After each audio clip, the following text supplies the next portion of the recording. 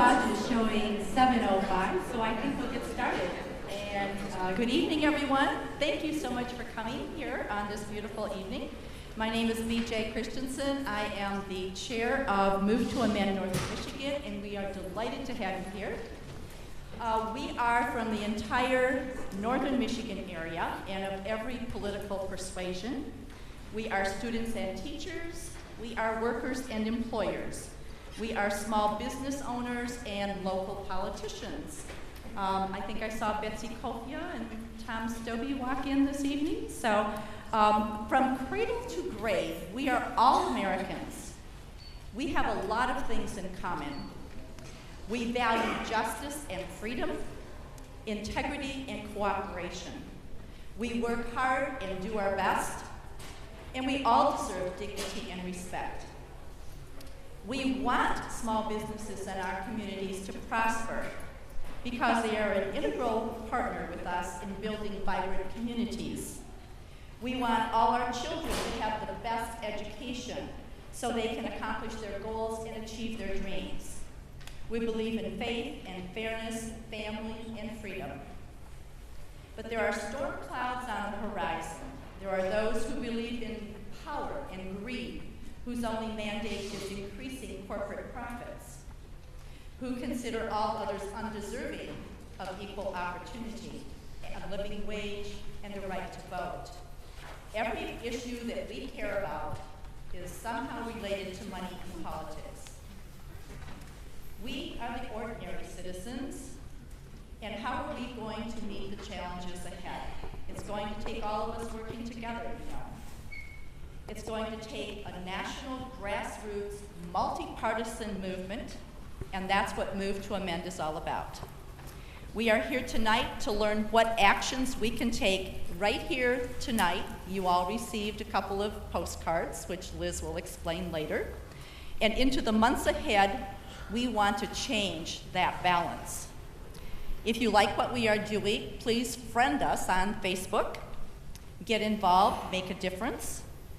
We meet the third Thursday of every month at 6 o'clock at Horizon Books here in town. I want to offer a huge thank you to our executive committee who has worked so hard over the last year and a half to put this forum on.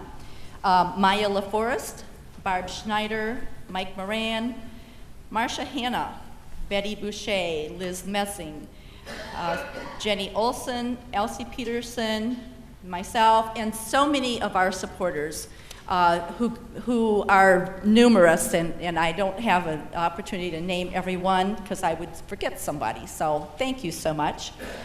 And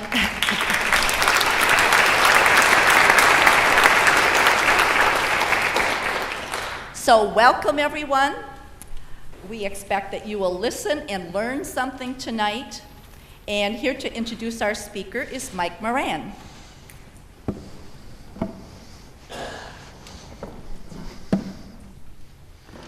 Thank you, BJ.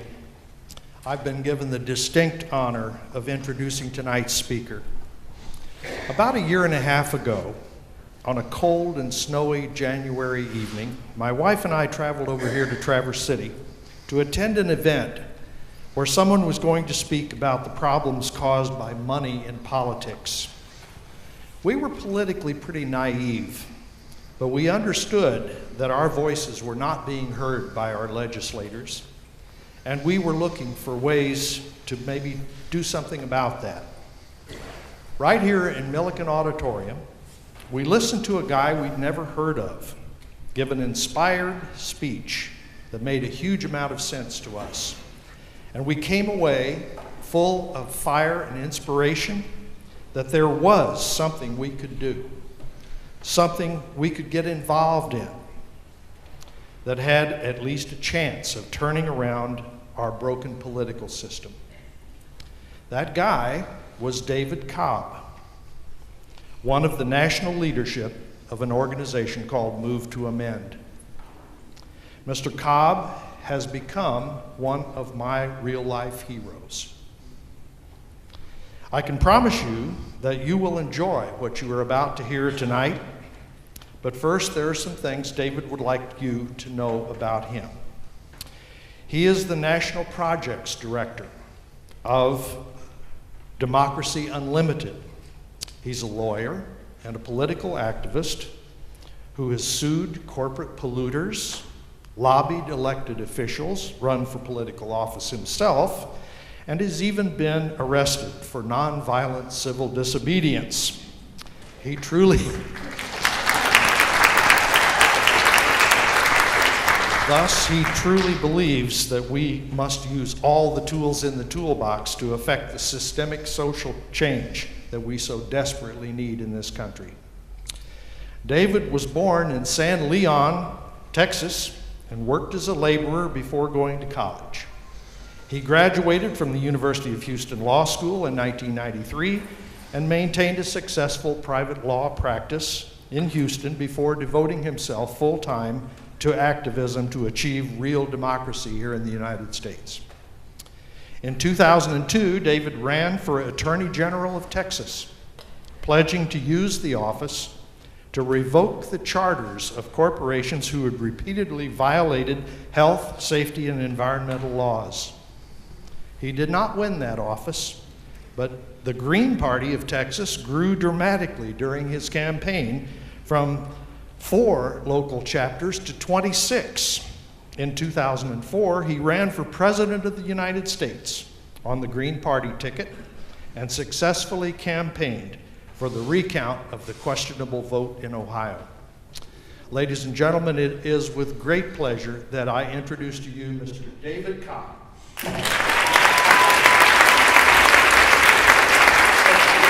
Thank you so much. Thank you so much. Thank you.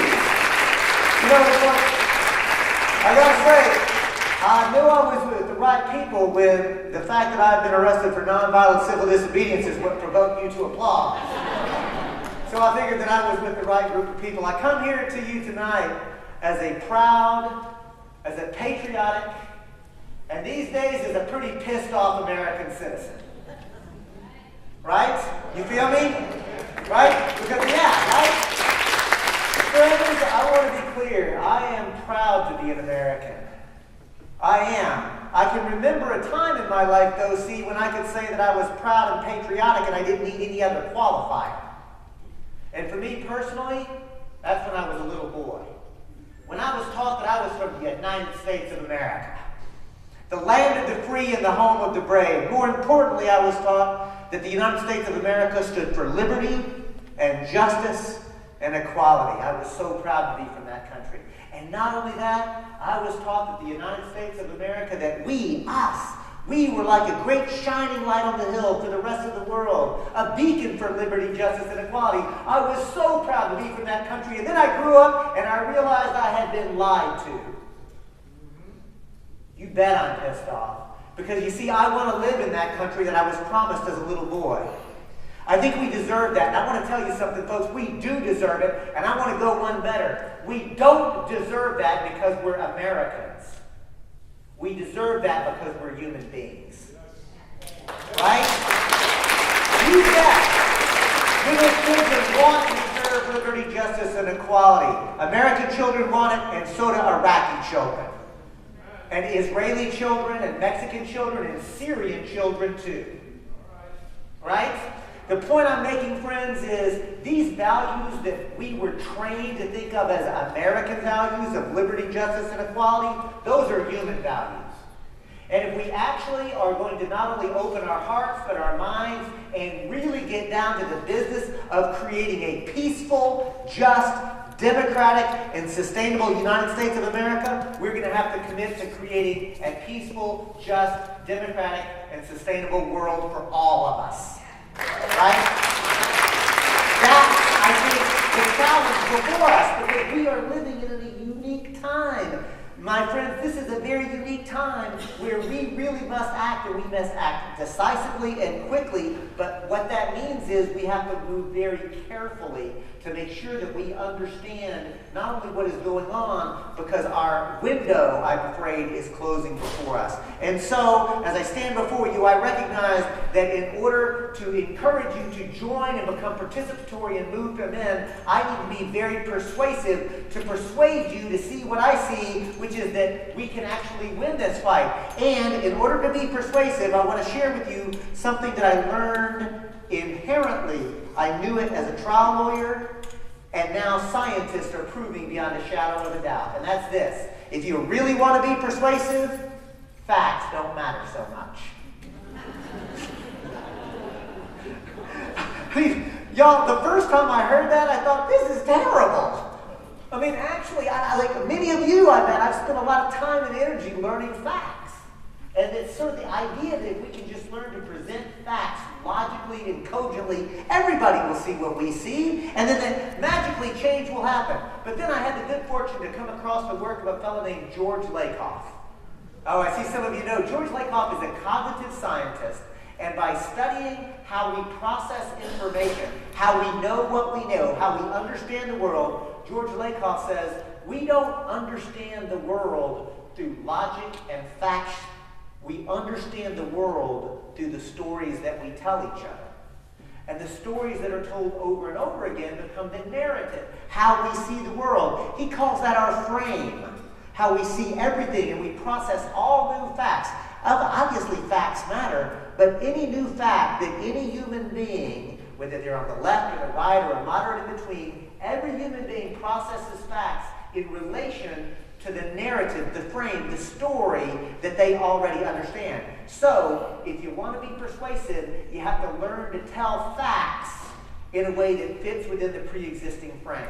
And so, since I want to be persuasive, and because I know that human beings, that you process information through stories, I'm going to tell a story. I'm going to tell a story on how it came to be that large transnational corporations are not just exercising power today. Friends, I'm going to tell you the story on how it came to be that these large transnational corporations are ruling us. As surely as masters once ruled slaves, as surely as kings once ruled subjects, unelected and unaccountable corporate CEOs are ruling us because they're making the decisions. Corporate CEOs already decided how much poison would be in the water that you're drinking in your public water supply. Corporate CEOs already decided how much toxins will be in the air that we're all breathing right now. Corporate CEOs are deciding how your food is produced and distributed to you. Corporate CEOs are deciding whether you get health care or not. Corporate CEOs decide whether to take this country into war. And we, the people, we get to choose between Coke or Pepsi. We can choose between paper or plastic at the grocery store checkout line. We can have 17 different types of toothpaste to choose from. You think I'm joking? Go down the department store next time you're in town. Go down that aisle and count them. See what you don't get 17 or more. Think of me when you do it. And now, friends, I'm not saying that consumer choices are a bad thing. In fact, I think consumer choices are a good thing. But I'll tell you this. I do not mistake a consumer choice with political power. Right? See, a consumer choice means that if you can afford to pay, by the way, it doesn't matter whether you need something or not in this society. It's only a question whether you can pay for it. But even deeper, even if you can pay for something, that's not the same thing as meaningfully participating in how our society is organized. That's what it would really mean, right? So I'm going to tell the story on how it came to be. And as I tell this story, I'm going to cover 4 topics together. The first topic is the word democracy. Democracy gets tossed around a lot in this country, so to make sure we've got some common ground, I want to ask friends, from what language does the word democracy derive? Greek. It's Greek. Very good. Demos means the people. Kratia means, anybody know? Rule. Very good.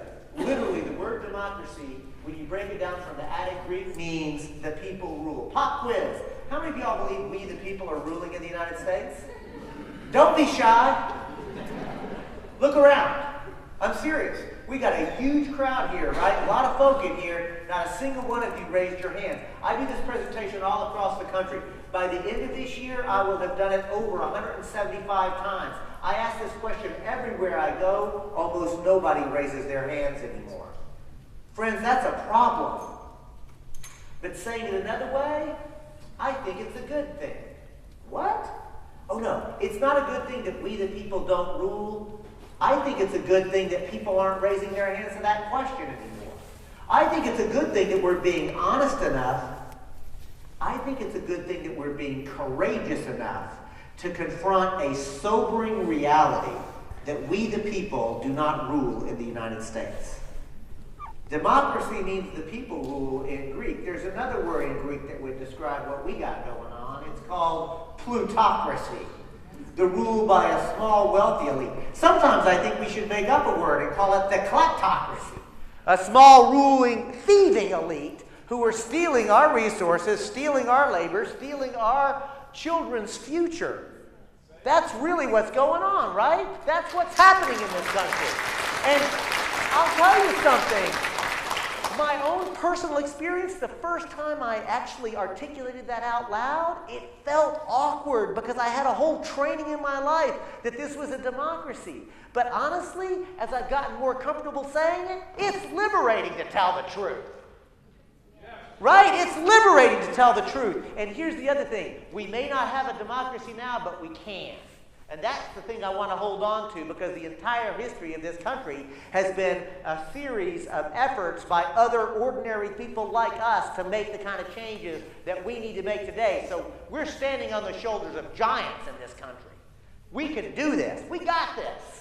But I want to go back through my story, because I haven't even started the story really yet. I want to make sure we've got the concepts down. The next concept is sovereignty. Friends, if I just had the word the sovereign on the board, what would you think of? Quick, the sovereign.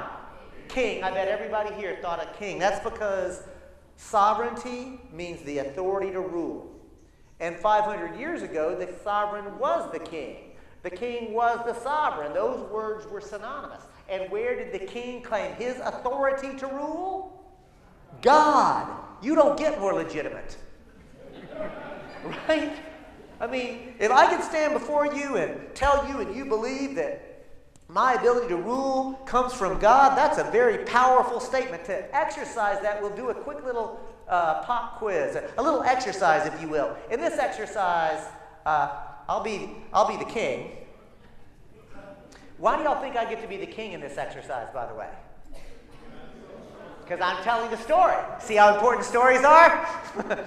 See how important it is that we ask who's telling us all these dang stories?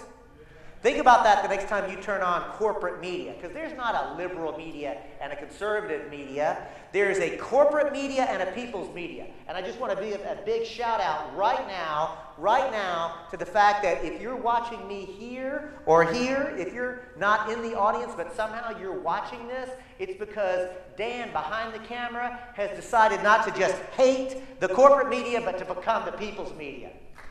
Right? In my story, I'll be the king, and as the king, I want to decide, that I get to rule over you, right? And like today, you can't even imagine that, right? But 500 years ago, every human being just like you not only said it, but they believed it. And my friends, 500 years, that's the blink of an eye in human history. So the profound change that has happened culturally, think about that for a moment.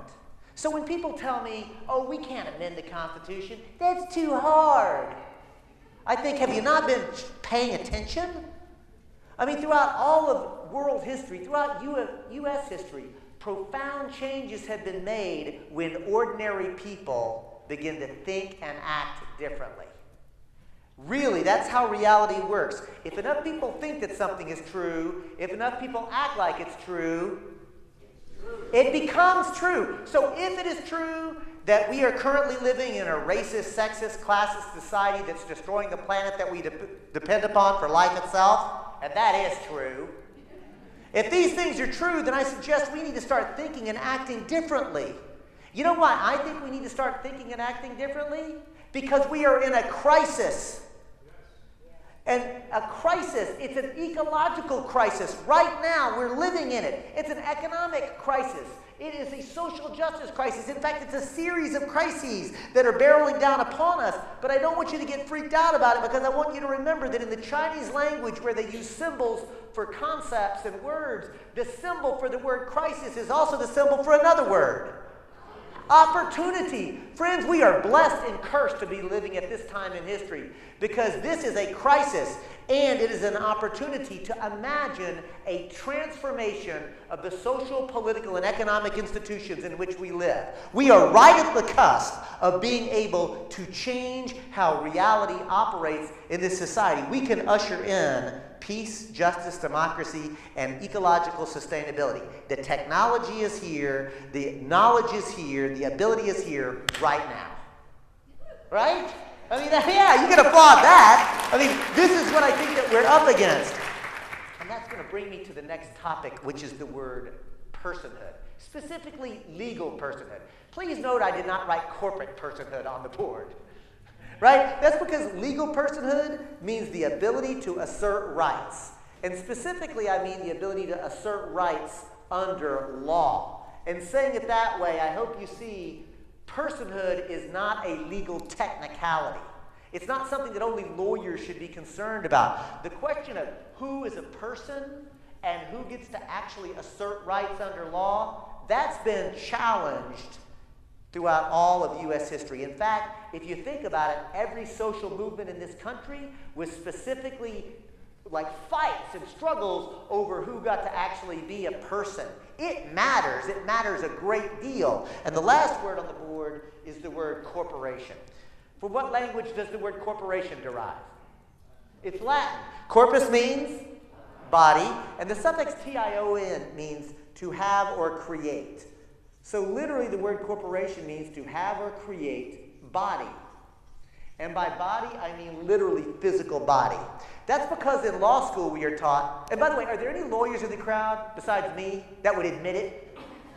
I got one back here. I got a couple like, okay. But you know what? If you're a people's lawyer, you can raise your hand with some pride, right? Yeah, right? People's lawyers, right? But in law school, I saw a couple of hands go up. My sisters and brothers at the bar, do y'all remember being taught in law school that a corporation is a legal fiction? Yep, my lawyers are saying, yep. I mean, every lawyer remembers that. In fact, even if you weren't subjected to 3 years of the law school experience, if you've heard that phrase, even if you couldn't precisely define it, but if you've heard that a corporation is a legal fiction, raise your hands. For real. Look at all those hands go up. A corporation is legal fiction, corporation is legal fiction, corporation is legal fiction. Friends, if a corporation is a legal fiction, that begs the question, what does the word fiction mean? Made up. Not true. I mean, that's because in law school, my corporations professor told us on day one, you have to understand that a corporation doesn't really exist in the material physical world. You know, reality. It doesn't really exist, but we're going to pretend like this group of people and the assets and the resources that they accumulate and the contractual obligations that they make and the cultural assumptions, we're going to pretend like this concept is actually a physical thing so that we can treat it a certain way under law. And remember, if enough people think that something is true, if enough people act like it's true, it's true. Poof. Friends, the point I'm making, a corporation is a legal fiction because it's a construct. It is constructed by society and the laws and the culture. It is what we say it will be and nothing more and nothing less. And the word corporation comes from Latin because the first corporations ever created by the genius of clever, creative human beings occurred during the Roman Republic. Not, by the way, during the Roman Empire. And sometimes I wish we'd spend a little time asking, what happens when a republic devolves into an empire? Because that might be an important conversation in the United States of America. Right? But the point I'm making, friends, is these Romans, they created this construct known as a corporation for a reason. And in fact, how many of y'all have said, or heard at least, but even better if you've actually said the phrase, all roads lead to Rome? Right? Like, it's 2,000 years later, we still say that, right? Well, check it out. That road system, it was built and designed as a corporation. Likewise, the aqueduct system, that amazing bit of engineering that moved water all across the Italian peninsula without electricity. Let's just stop for a moment and acknowledge how clever and creative human beings are. That's one of the reasons that I continue to have such optimism, is I know how creative we are. In fact, I bet you this, I don't think anybody could name a problem that I could not tell you the answer to if you gave me about 30 minutes and access to the internet. Yeah, right? Because I'm not telling you I know the answer. I don't. But if you give me 30 minutes, I can point you to somebody who has figured out a solution. And actually, I can point you to a group of people working collaboratively and collectively who have figured out the answer. That's the other thing that I'm so excited about, is the knowledge that science, again, neuroscience is telling us, we are better in groups. We are better when we are cooperating with one another. We are, in fact, more fully human when we're actually sharing power with one another and figuring out how to cooperate together, right? It's an amazing thing. Well, here's the thing. That aqueduct system, guess what? It was built, designed, and operated as a corporation. Likewise, the first universities, the first hospitals, can you guess? Corporation, corporation. Pop quiz. What does a road system, a water system, a university, a hospital, what do they all have in common? Well, they're corporations, but they're a specific thing. They all serve the public. See, at their core, the creation of the original corporation was to create a mechanism to allow private money, material, and resources to be accumulated to put it to some public use. And the state facilitated that, but it was still private. In fact, the corporation was the first true public-private partnership, if you will, right? And I think that it's an amazing thing to recognize this notion of the corporation to be created to serve a public use. I hope it's clear to you at this point, my friends, that neither David Cobb or the Move to Amend Coalition, we are not anti-corporation. Corporations are incredibly important tools and instruments that can be put to incredibly good use, right? In fact, to say that you're anti-corporation is kind of foolish. It doesn't make any sense. That's like saying you're anti-hammer, right?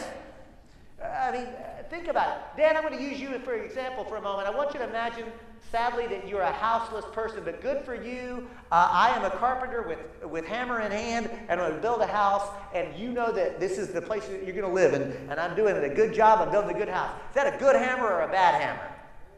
Yay! All right, now, Dan, sadly for you, I have the hammer in hand, but now I'm coming to bash your skull in.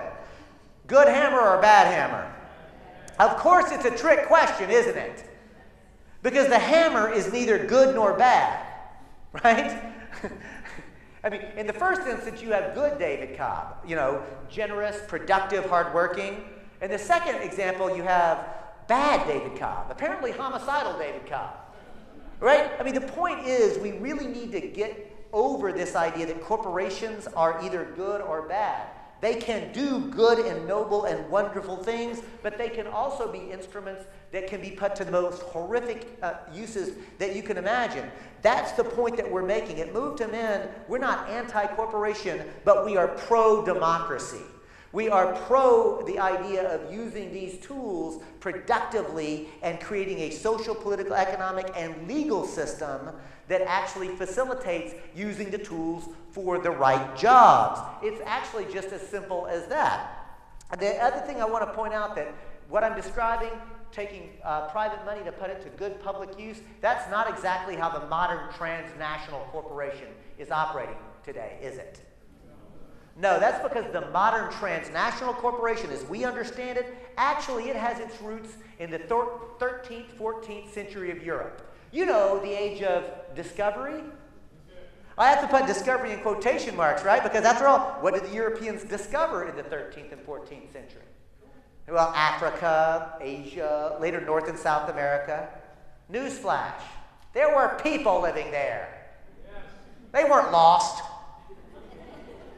They didn't get discovered.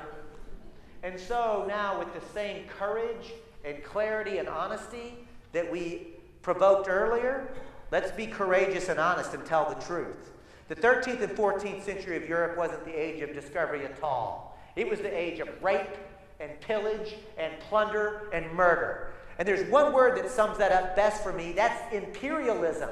See, that century was about empires beating down other people, stealing their resources. And get this, the modern transnational corporation didn't just happen to get created during this age of empire. This is important, friends. The modern transnational corporation was created as an intentional, deliberate instrument of empire.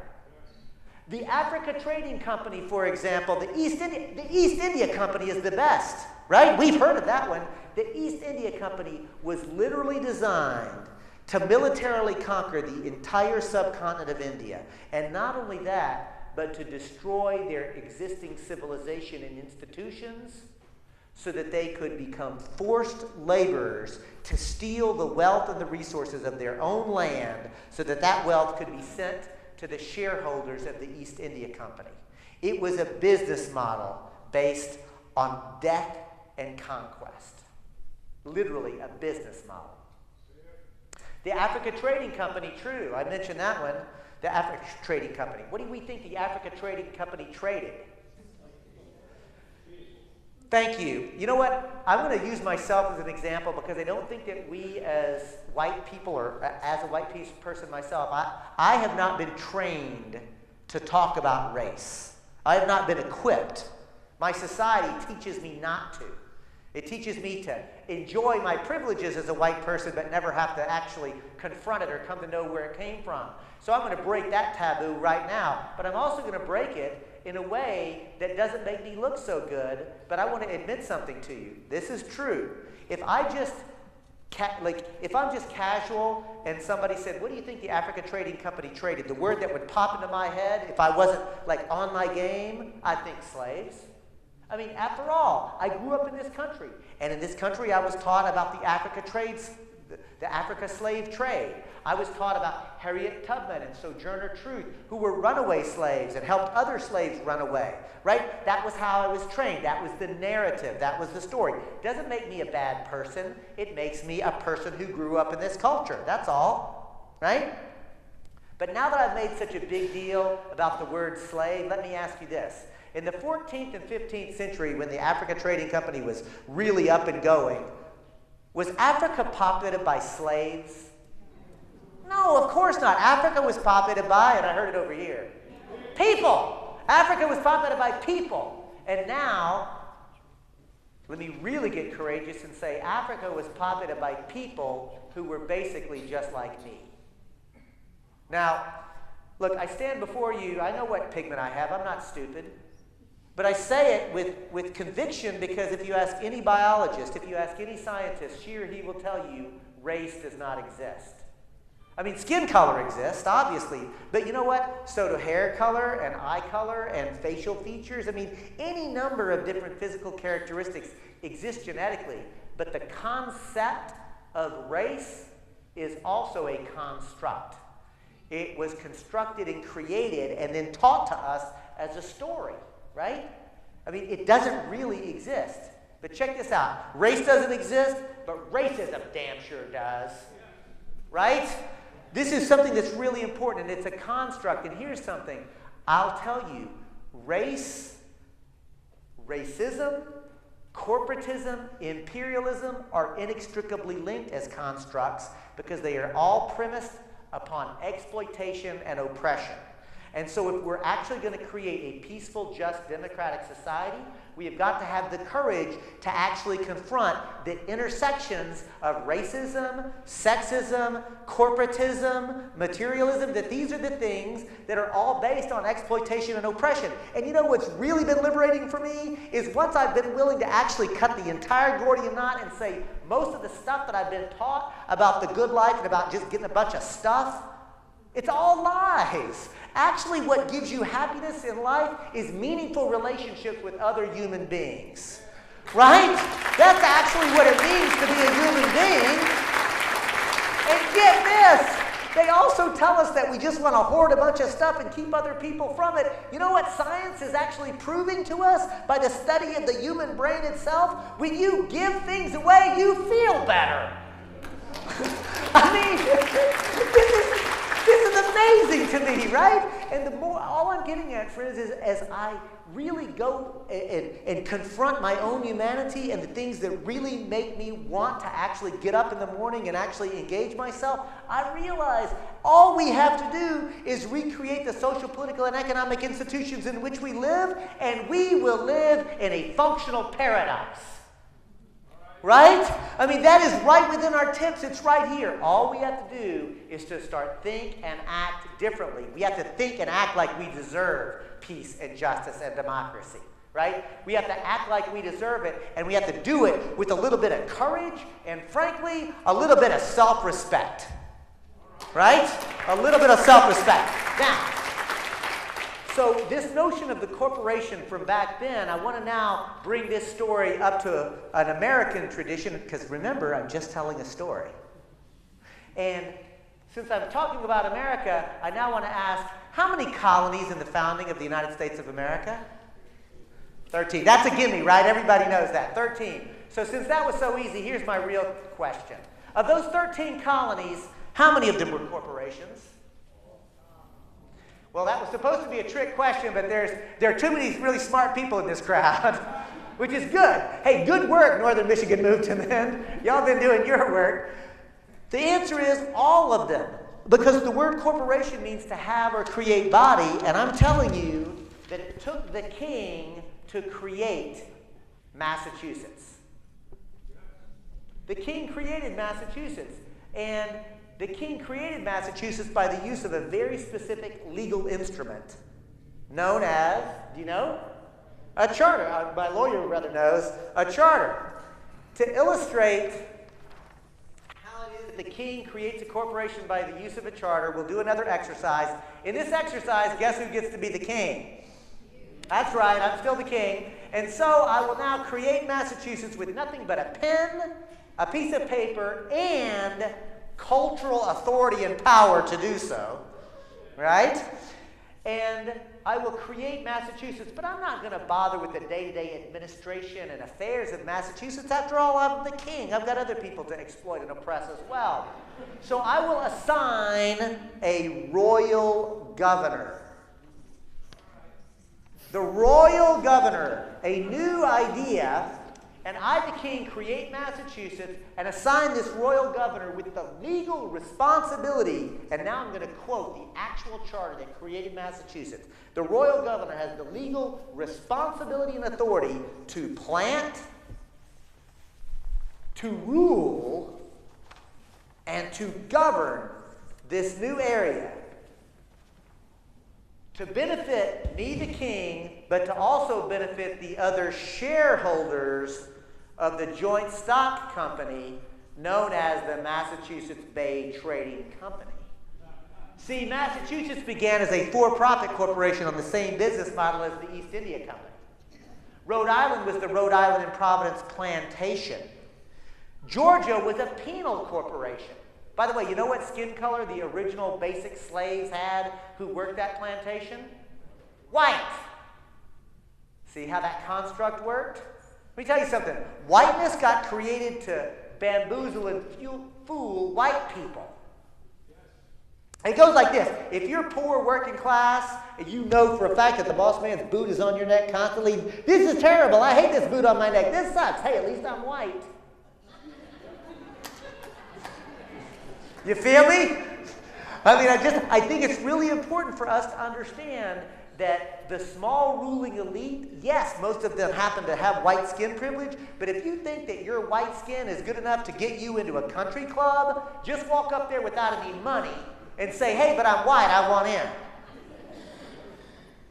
Right?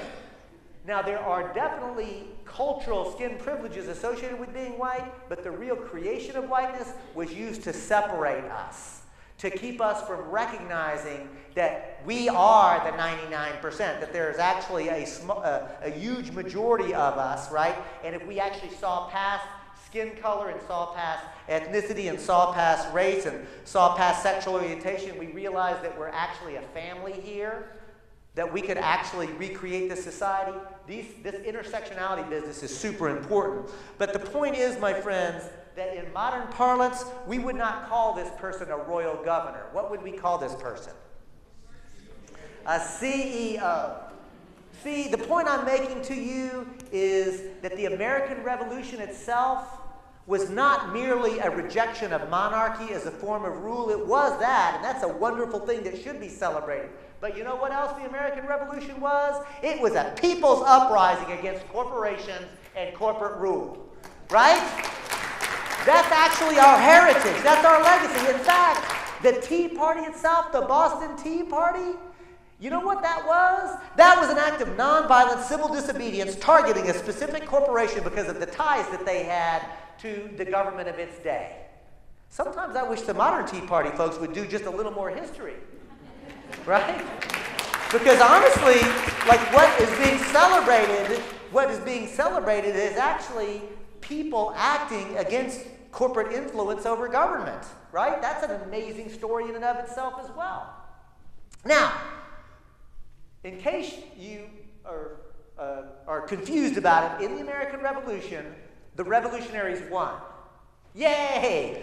And so when the revolution is over, a new charter gets written, a new document to describe the governing institution, how our society is legally and politically supposed to operate. What's that charter called? The U.S. Constitution. How many of y'all have read the U.S. Constitution? Oh, good. A lot of hands go up. Folks, y'all grade my papers. See if I get this more or less correct. I'm going to tell you, when you read the Constitution in its entirety, not just individual words, but when you actually read it as a system, as my mama taught me, she said, son, if you want to really understand anything, you have to understand it as a system, how it relates to itself and how it relates to other things. When you look at the Constitution really in the big picture, I'm going to tell you, you'll see two actors at play. The first actor is the most important actor. In fact, it's so important, it's the first three words. We the people. Those are hallowed words in this country, and they should be. Because we the people come together to create the second actor, which is government itself. Now, friends, in this framework, we the people create government. Government is dependent upon us. That's a profound idea. In fact, as some people like to say, the people should never be afraid of the government. Actually, they say government should be afraid of the people. How many of y'all believe that the government is afraid of we the people?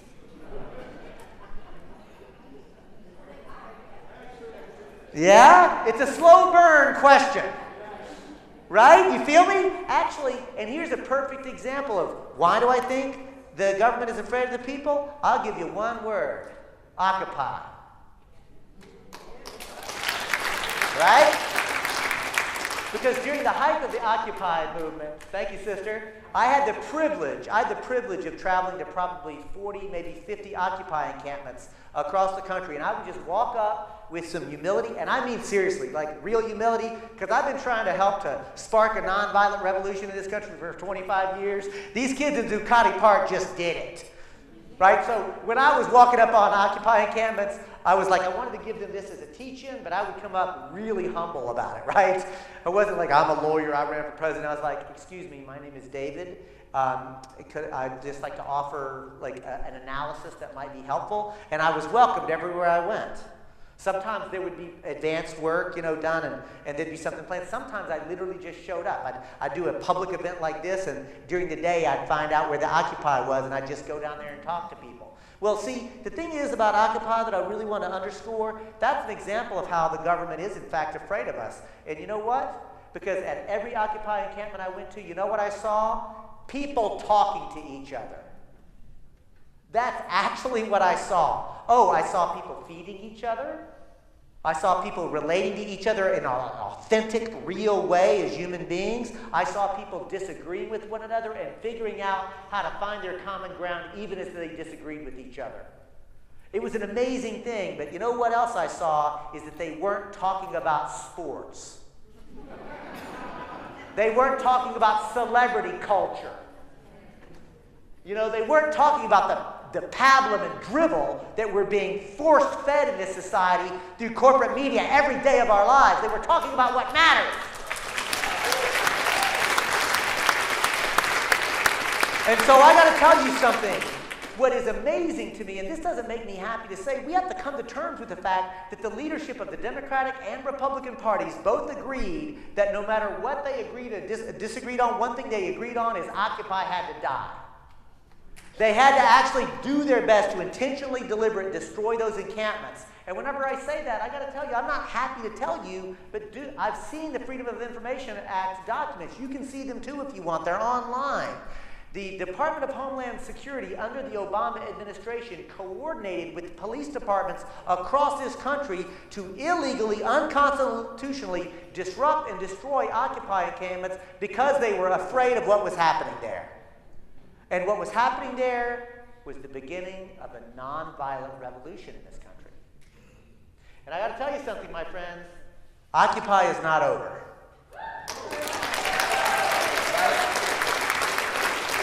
Now, Occupy 2.0 is gestating. I don't know exactly what it looks like.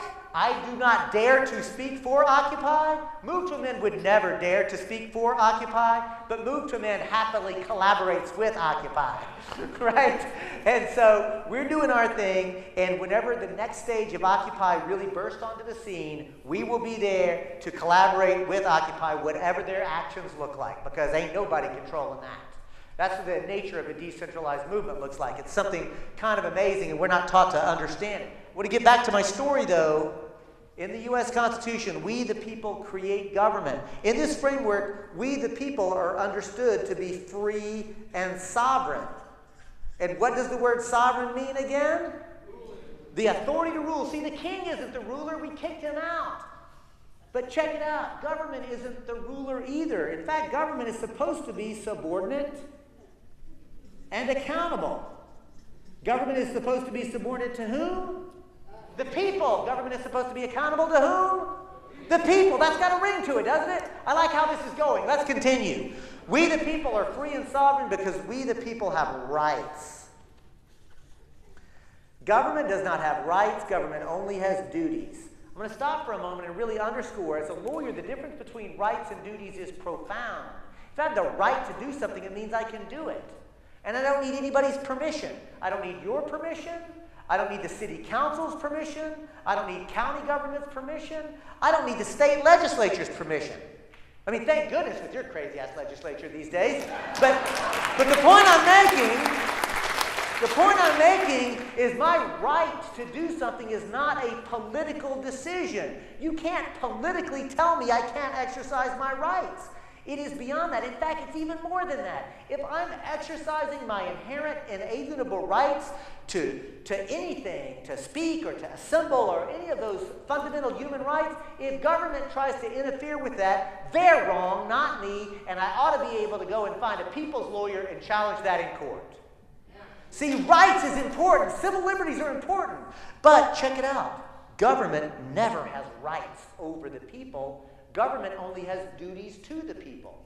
And where do those governmental duties come from? Well, remember, all power resides with the people. So the people of Traverse City, Michigan, hold all the political power in this jurisdiction. And that leads me to a pop quiz. What is the population, more or less, of Traverse City, Michigan? About 14,000, 15,000. So I will celebrate that 14,000, 15,000 folks here hold all the political power. But I'll tell you this, I don't want to go to a meeting of 14,000 people where we decide where should stop signs go here. And I like political meetings. I am not going to that one. Can you imagine? Now somebody tell me how many people live in this county. 88,000, I'm told? You want to go to a meeting where you decide county policy? Now somebody tell me how many people live in the state of Michigan. 10 million. You want to go to a 10 million person meeting? The point I'm making is, in our framework of government, we the people do hold all the political power in any jurisdiction, but we wisely delegate a certain amount of our power to government. But do we delegate all our power to government? No, of course not. We only delegate enough power for government to perform the duties that we, the people, have told them to do. And how does government discharge those duties? They write laws or public policy. And folks, there's going to be debate on what those public laws should be, and that's as it should be. But I'll tell you this, I think that we've lost something in this country when we've forgotten how to disagree on public policy and still be agreeable when doing it. Right? There's something really important about that. And I'll tell you, like, I'm not saying we can't be passionate. I hope you can tell I'm passionate about my politics. I really am. But I'll tell you this too, when I meet somebody who I disagree with, I am civil to them to the very best of my ability. And if I find myself in a position where I'm just getting angry and want to fuss with somebody, I will find another topic. All of a sudden, sports or celebrity culture becomes much more important. Because if I can have a dialogue with somebody I disagree with, that's good. Because actually, that I might learn something there. They might learn something. I mean, this is a good thing. But if you start to just shout at somebody in politics, it's time to move on to a different topic.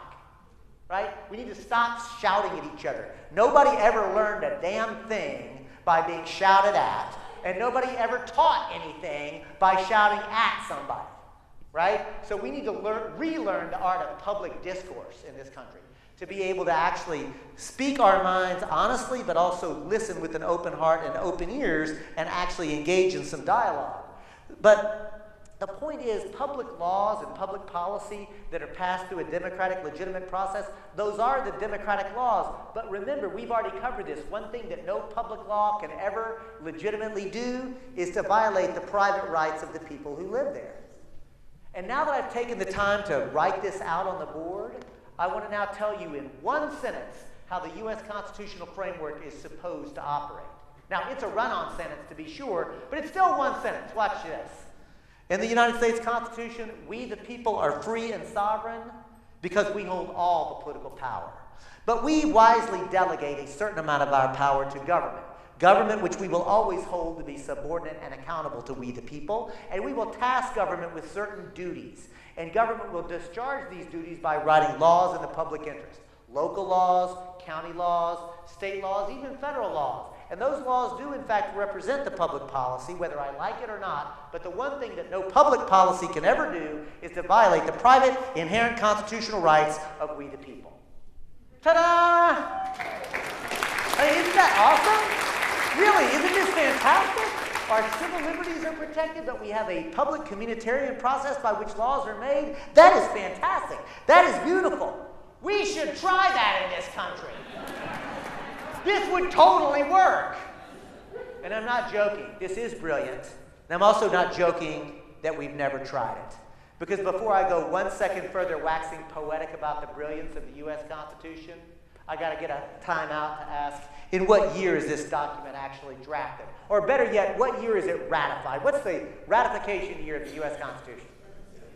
Nicely done. 1789 is the ratification year. The reason I want the ratification year is to ask this. Now that we know that to be a legal person means the ability to assert rights, who gets to be a legal person in 1789? What are their characteristics? White, male, property owners. Think about that. We are taught to revere and cherish this Constitution. See, the problem is not in the concepts, but in its actual implementation. When it was first created, the Constitution only covered a small percentage of the actual human beings. Only about 5% of the people were actually legally persons as part of we the people. I like how Howard Zinn said it. And may the goddess rest his soul. Howard Zinn said, the entire history of the United States really can be boiled down to a series of struggles by actual human beings to be able to find themselves as people with rights under our Constitution. See how important personhood is? It's been the heart of every struggle. In fact, think of it this way. The abolitionist movement, the women's suffrage movement, the trade union movement, the ongoing queer rights movement, all of these movements at their core are to say, we are people, and we have rights, and our rights are not subject to the political process. This is an amazing idea. The interchange between rights and duties is really amazing. And that's the reason why we have to fight over the concept. We have to struggle over the concept of liberty, justice, and democracy, that creation myth that they taught us in this country. See, this matters a great deal, right? It matters. There's a reason that myth was taught to us. And now that I've gone through this process, it may be time to put the corporation on the board. We know that the corporation was never mentioned in the U.S. Constitution, but today it has become the most dominant institution on planet Earth. How did that happen? Well, before I put the corporation on the board, I want to ask this, an honest question. Anybody know what it takes to form a corporation in Michigan today? A filing fee, and a paperwork. And let me tell you something, my friends. If we were taught in this society how to actually be self-governing people, don't you think that part of the process would be understanding how institutions operate? See, it's not that, we're not taught these things because in public schools, we're not being taught to actually govern ourselves. We're being taught to be obedient. Right? And look, Mrs. Armstrong, my 5th grade teacher, hold her in such esteem, and I'm so grateful for what she did. But the sad reality is that the institutions, not the teachers, but the institution of public schooling in this country, the most important thing that any human child learns how to do is how to walk and how to talk. And what we're taught in the public education system in this country is sit down and shut up. Think about it. But I want to get back to this idea here that the corporation, all you need to do to create it these days is to file some paperwork and a filing fee, and as long as your paperwork is filled out correctly and your check clears, you know what the Secretary of State will do? Rubber stamp it and issue you what? A charter. That charter is the birth certificate for the corporation. And you know how long a corporation can last in Michigan today? Forever. Oh, and you know what you can do with the corporation under Michigan law today? The Michigan Code says anything legally permissible. Apparently, if you have enough money and power, you can do a whole lot of illegal things, and that's apparently permissible. But the point I'm making is we don't even really think about the corporation today. We act like it's just here, and it always has been, and we can't imagine a life without it. But now I want to take you back to 1789 and tell you that this is what it once took to form a corporation in every state of the Union. And this was true for the next 75 to 100 years, more or less 100 years in this country. First, your application did not go to a trivial clerk. Your application went directly to the State House of Representatives, and they discussed it, debated it, and voted on it, and you had to get a majority vote there. Oh, and even if you got a majority vote in the House of Representatives, that's not good enough, because now your application and paperwork goes to the State Senate, where they debate it, discuss it, and vote on it, and you got to get another majority vote there. And even if you got a majority vote in the House, and even if you got a majority vote in the State Senate, still not enough. Now your application goes to the governor, who has to be willing to sign it. Does that sound anything like a corporate charter today? Of course not. What did I just describe? A law. What I've just described is legislation. My friends, the founding fathers, those people who say that we ought to be really concerned with the founders' original intent? Well, the founders' original intent around the corporation as an instrument was that it was to be tightly politically controlled because limited liability was a privilege, not a right. And to get the privilege of limited liability, you had to prove that you were going to do something in the public interest. Oh, and by the way, if you were granted the privilege of limited liability incorporation, you know how long your corporate charter would typically last? 1 year, 3 years, 5 years. The longest corporation ever issued was 20 years. At which point, every corporate charter dissolved, and then the application had to be remade. You had to prove over and over again. Oh, and by the way, not only was it limited in time, but it was limited in what you could do. If you applied for a corporate charter and you ever did any other type of activity other than the specific thing you applied to do, you know what happened to your corporate charter? Revoked. Corporate charters were revoked merely for acting what was called ultra vires, or beyond the authority of why it had been granted. And get this, even if you were acting in the narrow time period Even if you were doing the specific thing that your application or the type of business that your application said, if you ever did anything that was felt or to harm the public interest, do you know what happened to your corporate charter? Revoked. Corporate charters were once routinely revoked for merely acting outside the public interest. So that brings me to this pop quiz. Can anybody name a single one of the Fortune 500 corporations that could even exist today with the political restrictions that the founders put on corporations? I'll wait.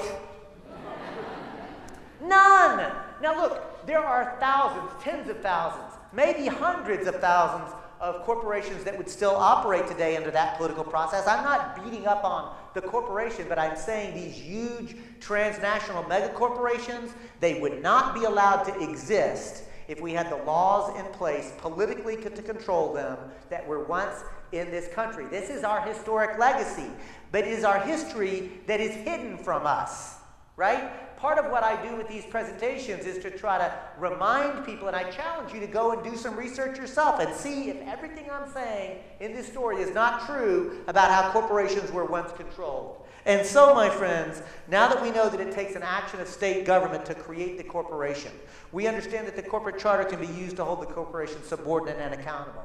We understand that the corporate charter describes the duties of what a corporation can do. We understand a corporation should only be allowed to exist if it serves the public interest.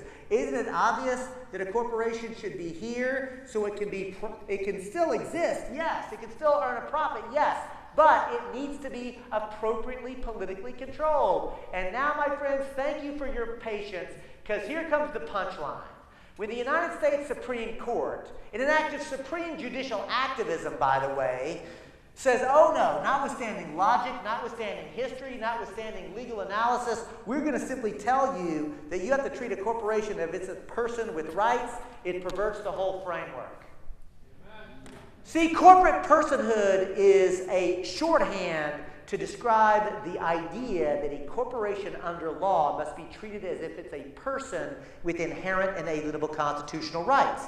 And that lets lawyers go into court and try to overturn any law that is designed to try to control corporations. So that means that environmental protection laws can be overturned because it violates a corporation's constitutional rights. It means that public health and public safety laws can be overturned because they violate a corporation's constitutional rights. It means that any public policy that you work your butt off to try to get passed is subject to being overturned because it violates a corporation's constitutional rights. Well, I got news for you. A corporation is not a person. A corporation doesn't have any constitutional rights. This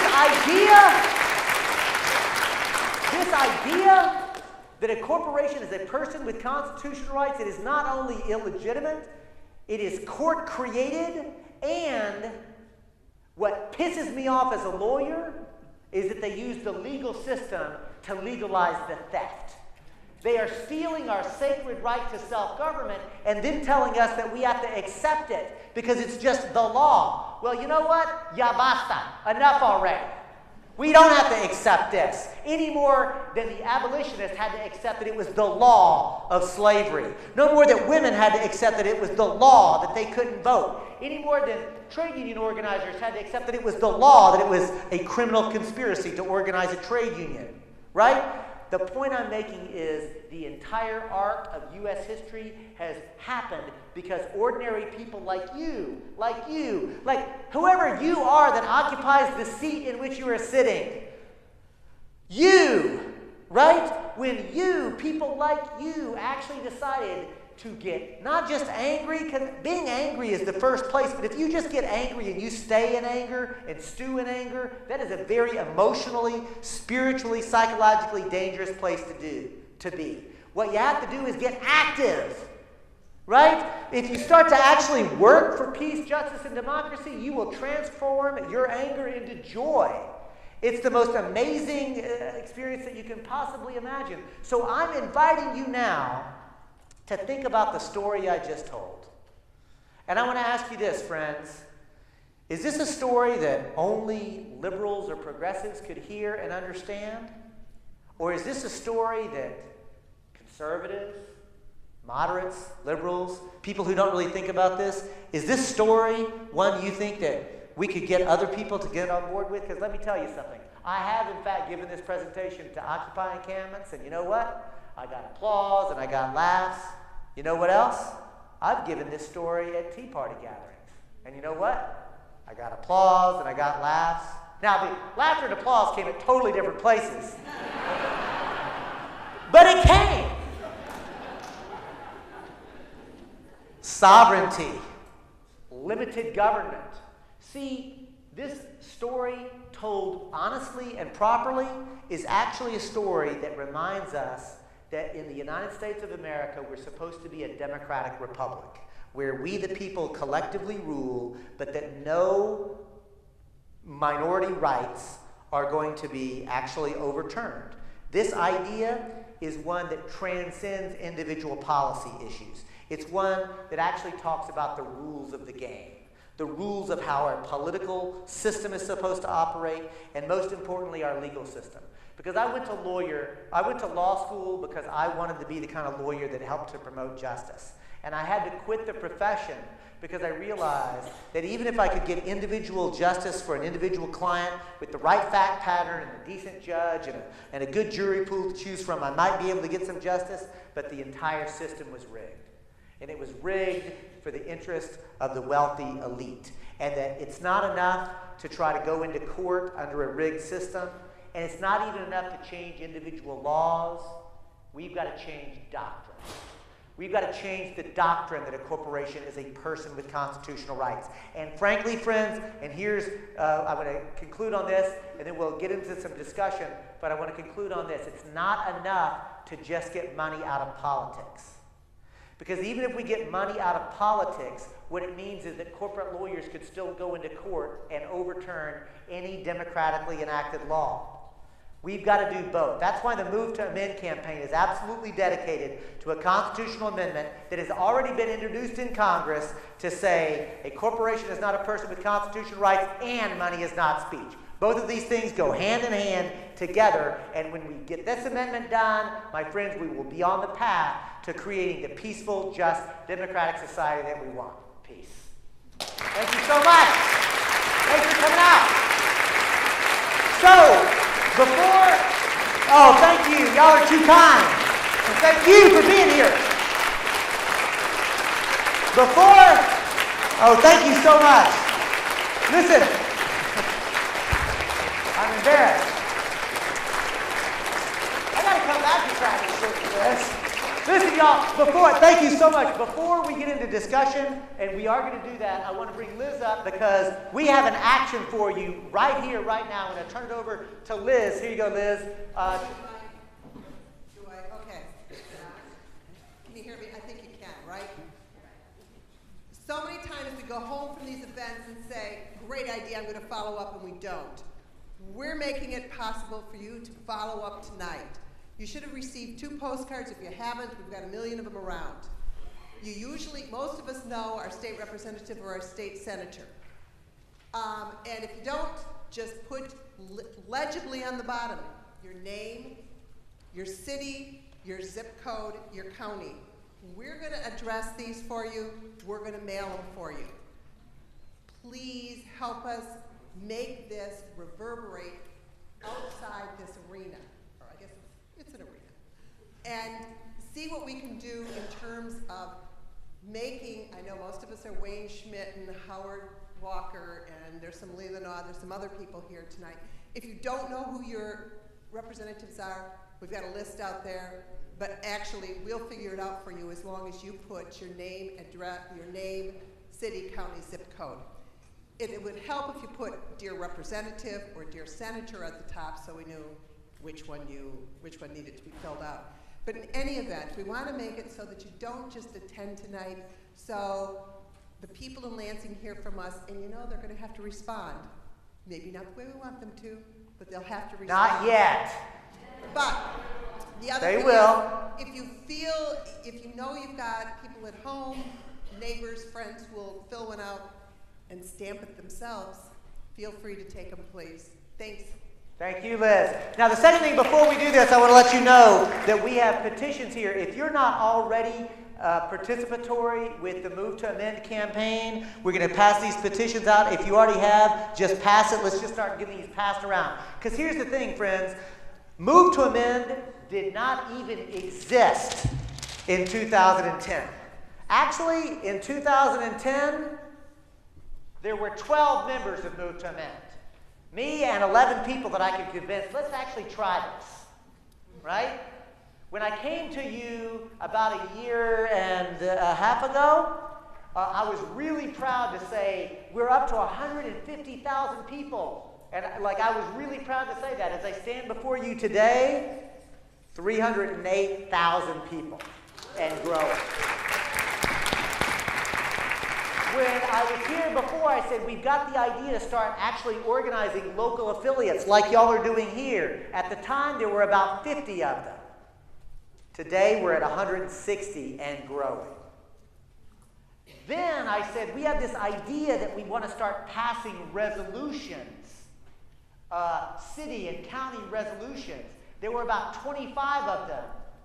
Today, there are 500 and growing. At the time, I said we have the idea that we could start doing this and putting it on the ballot. We had 0 at that time.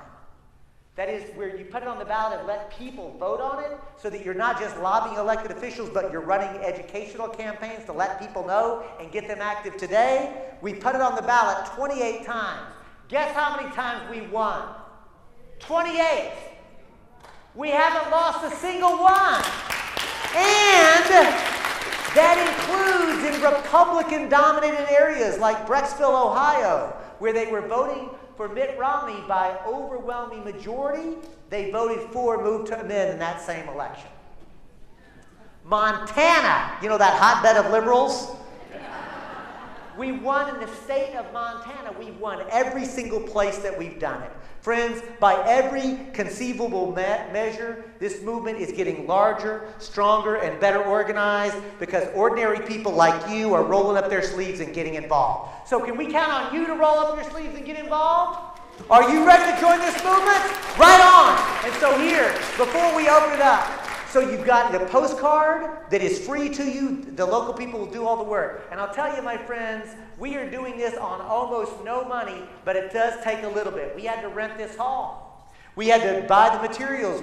It does cost some money. But I want to ask you, Mike, what did I charge you to come here today? Nothing. BJ, what did I charge? Nothing. It's my standard fee, 0. But friends, I do like to eat. When I'm lucky, I like to do it multiple times during the day. And so we do need a little bit of money. So we're going to pass around an old-fashioned pass the hat, right? And I want to say, as this comes around, you don't have to put anything in it if you don't want to, but I hope you will. And if you're capable of it, you can even write a check. And BJ, what does the check go to? Move to Amend, Northern Michigan. And here's the thing, friends. If you Move to Amend, let's put a D on there. Thank you. See, we all need the help. But here's the thing. As this comes around, please, I don't know.